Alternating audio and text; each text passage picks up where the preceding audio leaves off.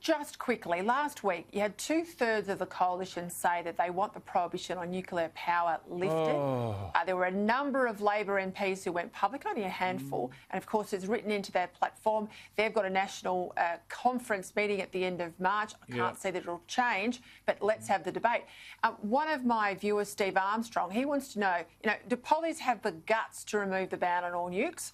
Or are we to remain in the dark ages? It's time to move up a gear, he says, before it's too late. I mean, if they really want low emissions out there, the Greens and the Labor left have to be brave enough to have a conversation about nuclear power, don't they? But, Peter, as you know, it's the same as what we were just talking about the vaccine.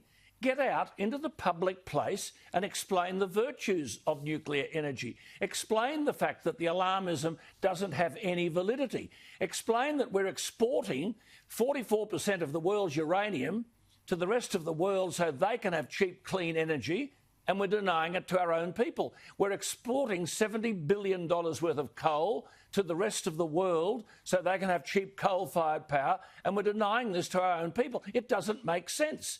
And there you've got countries around the world utilise... I mean, in France, they fight over where the nuclear reactor will be because they know it's jobs for the community and it provides this beneficial, cheap, carbon dioxide-free emissions from nuclear energy. And no one in our government is prepared to... I mean, Scott Morrison said, well, look, we'll do it if Labor agree. That's not what you do. You go out into the public place. I know the mob don't want it, but hang on. Make this an issue at the election. Look, we're going to revoke the legislation which says we can't have nuclear energy in this country, and these are the things we're going to advocate, and you explain it to the people. That's what you do. You prosecute the case.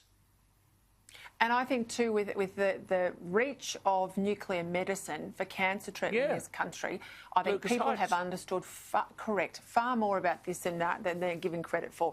Got to leave it there. Well, I will be tuning in at 8 o'clock. One point I make, and so that you don't get a swelled head, but under the man you served, that is precisely what he did. Obviously well briefed by you and others around him. But he went out and explained what he was going to do about this. He said, I can't stop the boats, can't stop. Well, he did stop the boats because he explained how he was going to do it. When he talked about no carbon tax, he explained why no carbon tax. I mean, that's what you've got to do. You need an intellectual quotient to get out there and argue your case and take the public with you. All right, that is the challenge. Alan Jones, thank you as always. Good to see you, Peter. Thank you.